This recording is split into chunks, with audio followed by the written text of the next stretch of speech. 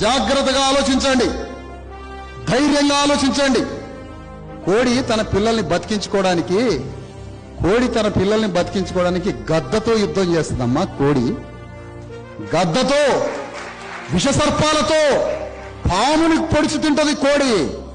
బిడ్డల్ని, కోడిగుడ్లని మింగడానికి పాము వస్తే పాము మీద యుద్ధం చేస్తుంది కోడి, గద్ద మీద యుద్ధం చేస్తుంది కోడి. కోడికున్న ధైర్యం లేకపోయాం మన మీద. ఎందుకమ్మా మన బతుకులు? కోడి ధైర్యంగా లేకపోతే గద్ద కూడా పరారైంది. మరి కోడికున్న ధైర్యం బిడ్డల్ని బతికించుకోవాలి అని కోడి సంకల్పమే గద్ద మీదికి పోయే యుద్ధం.